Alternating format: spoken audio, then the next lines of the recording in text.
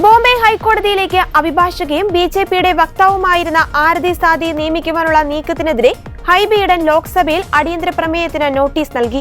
സഭയുടെ നടപടികൾ നിർത്തിവെച്ച് ഈ വിഷയം ചർച്ച ചെയ്യണമെന്ന് ആവശ്യപ്പെട്ടാണ് അടിയന്തര പ്രമേയത്തിന് നോട്ടീസ് നൽകിയത്. ആരതി സാദിയെ ഹൈക്കോടതി ജഡ്ജിയായി നിയമിക്കുന്നത് ജുഡീഷ്യറിയുടെ നിഷ്പക്ഷതയെ ബാധിക്കുമെന്ന് ഹൈബി ഈഡൻ അടിയന്തര പ്രമേയ നോട്ടീസിൽ ചൂണ്ടിക്കാട്ടിയിട്ടുണ്ട്. ജുഡീഷ്യറിയുടെ രാഷ്ട്രീയവൽക്കരണത്തിനും ഈ നിയമനം കാരണമായേക്കും. ഒരു രാഷ്ട്രീയ പാർട്ടിയുടെ വക്താവായി പ്രവർത്തിച്ച വ്യക്തിക്ക് നിഷ്പക്ഷമായി പ്രവർത്തിക്കുന്നതിനെ തടസ്സം സൃഷ്ടിച്ചേക്കാമെന്നും അടിയന്തര പ്രമേയ നോട്ടീസിൽ ചൂണ്ടിക്കാട്ടിയിട്ടുണ്ട്. ജൂലൈ 28-ന് ചേർന്ന സുപ്രീം കോടതി കൊളീജിയമാണ് അഭിഭാഷകയും ബിജെപിയുടെ വക്താവുമായിരുന്ന ആരതി സാദിയെ ബോംബെ ഹൈക്കോടതി ജഡ്ജിയായി നിയമിക്കാനുള്ള ശുപാർശ കൈമാറിയത്. ശുപാർശ നിലവിൽ കേന്ദ്ര സർക്കാരിന്റെ പരിഗണനയിലാണ്.